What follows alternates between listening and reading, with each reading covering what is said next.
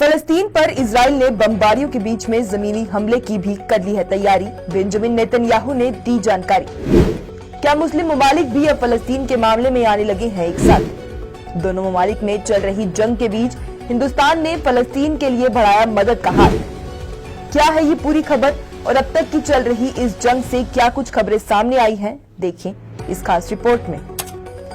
Israel और फलस्तीन के बीच में जारी जंग का आज 20वां दिन है और अब तक की चल रही इस जंग में न जाने कितने बेगुनाह लोग मारे जा चुके हैं। खबरों की माने तो अब तक फलस्तीन में इजरायली हमलों से मरने वालों की तादाद 6000 के पार हो चुकी है और हैरानी की बात है कि मरने वालों की आधी आबादी छोटे बच्चों की थी।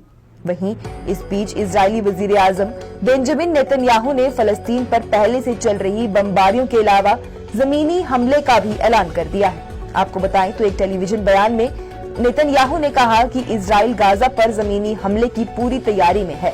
हालांकि उन्होंने इस हमले को लेकर कोई इत्तला देने से इनकार कर दिया कि हमला किस वक्त होगा या दीगर कोई भी मालूमात फराहम नहीं की गई।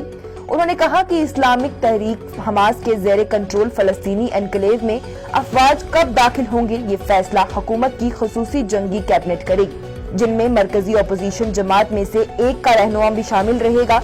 नेतन्याहू ने कहा, हम पहले भी कई सारे हमास के लोगों को हलाक कर चुके हैं और इसी के साथ अब फलस्तीन पर जमीनी हमले के लिए भी तैयारी पूरी हो गई है।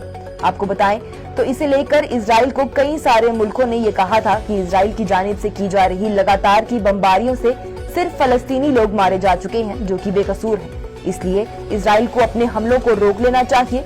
इसे लेकर अक़वाम मुत्तहिदा के चीफ एंटोनियो गुटेरेस ने ये बयान दिया था कि हमास का इजराइल पर हमला गलत नहीं है क्योंकि इजराइल कितने सालों से फलस्तीनियों की जमीन पर जबरन बैठा हुआ है।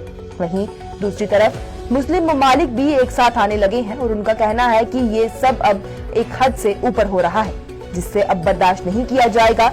इजराइल को मासूम फलस्तीनियों पर हमलों को रोक देना चाहिए वरना इसका असर बाकी जगहों पर भी देखा जाएगा।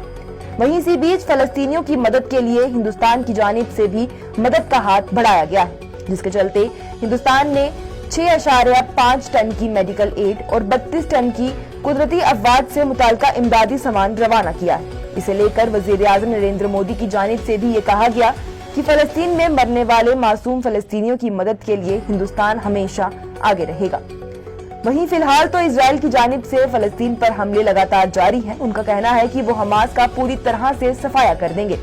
इस हवाले से और भी क्या जानकारी आएगी वो भी हम आप तक पहुंचाएंगे। आपकी इस बारे में क्या राय है हमें कमेंट सेक्शन में जरूर बताएं।